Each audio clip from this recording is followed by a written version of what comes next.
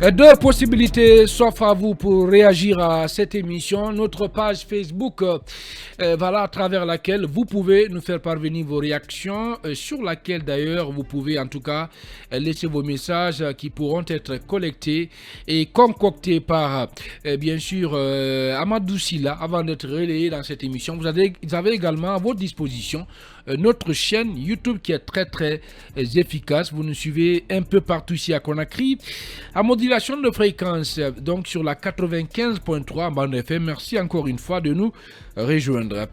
Ibrahima Sorilin Konsouma, le vieux, super, très barbu. Bonsoir, bienvenue. Bonsoir Khalil, le jeune hyper barbu. Non, pas du tout, moi je suis pas barbu. Hein.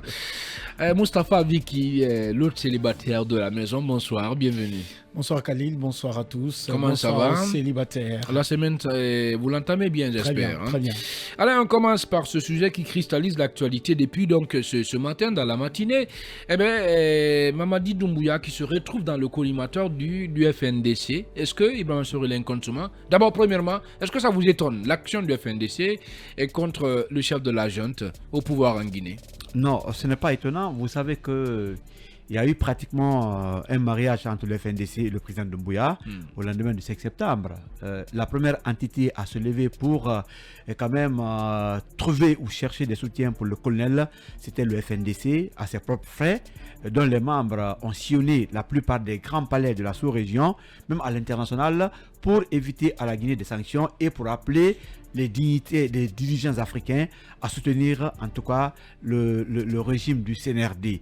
Mais au fur et à mesure, vous avez vu que le mariage n'a pas pris long feu, surtout lorsqu'il s'est agi de délai de la transition et autres situations sociopolitiques. Le FNDC a marqué pratiquement la rupture avec le FNDC, alors avec le CNRD.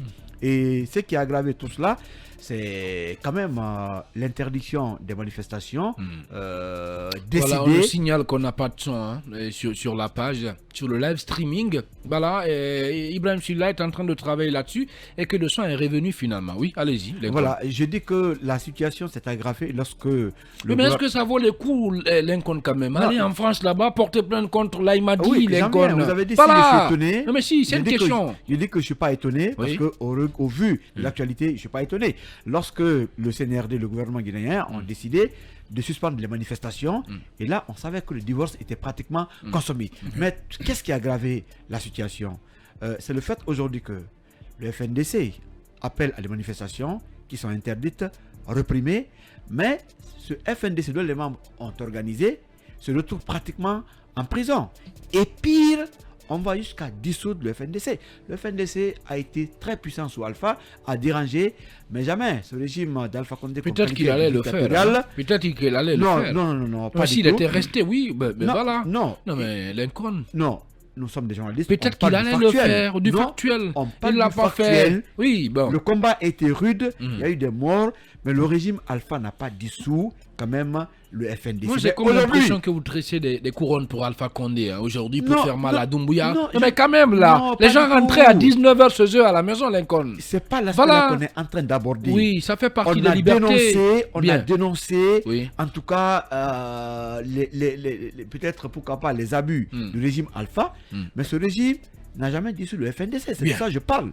C'est vrai que tout ce qu'on est en train d'assister aujourd'hui en termes de pratique, ça datait du temps Alpha, mais malheureusement, ceux-là qui quand même ont décidé de corriger ces pratiques sont en train de refaire. Donc, la question est claire. Aujourd'hui, il y a une guerre ouverte entre le FNDC et le colonel Doumbouya, surtout que ces membres du FNDC sont en prison, d'autres à l'exil, et ceux qui appellent à manifester, si vous les emprisonnez en lieu et place de ceux qui ont tué, il faut s'attendre à ce qui arrive. Donc, moi, je ne suis pas étonné qu'on arrive là, en tout cas à ce schéma, et je sais que les jours à venir, les gens vont tout faire pour aussi emmerder le régime. Pour défier le CNRD.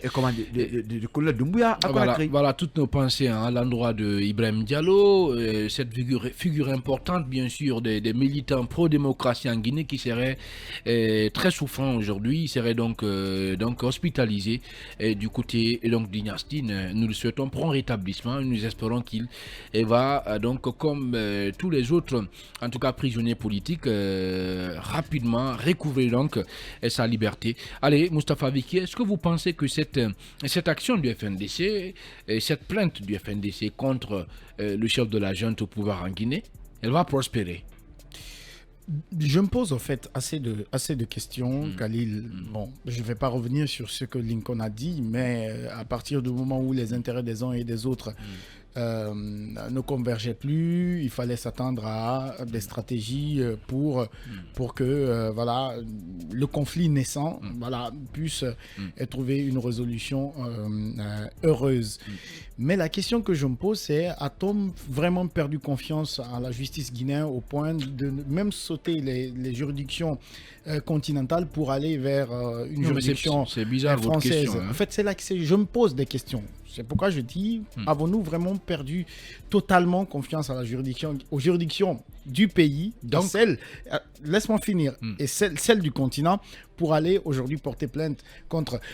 Et l'autre question que je me pose, c'est que... Moi, il y avait des questions pour vous. Non, oui, l'autre question que je me pose, c'est pourquoi le FNDC n'a-t-il pas porté plainte contre Alpha Condé alors que on sait qu'Alpha a passé plus de la moitié de sa vie en France et en Europe? Pourquoi le FNDC n'a-t-il pas porté plainte contre Alpha Condé pour les mêmes faits, puisque Mamadi est en train de... On reproche les mêmes faits aujourd'hui à Mamadi Doumbouya.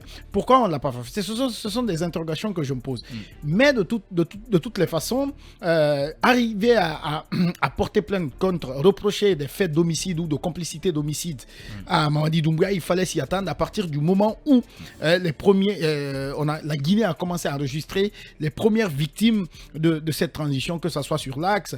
J'ai entendu, je ne sais pas, ce matin entre Lincoln et Emmanuel qui parlait des cas de mort, par exemple, en Haute-Guinée. Oui, à voilà, cas de mort à partir du moment où on a enregistré des pertes en vie humaine, il fallait s'attendre à des procédures de ce genre. Merci beaucoup, Moustapha Viki. Vous nous suivez un peu partout ici à Conakry, notamment sur tout le littoral, de Somfonia en passant par Lambani et Nango jusqu'au port de Taouya. Nous vous disons merci de votre fidélité. Place à présent à Bâton rompu avec notre invité.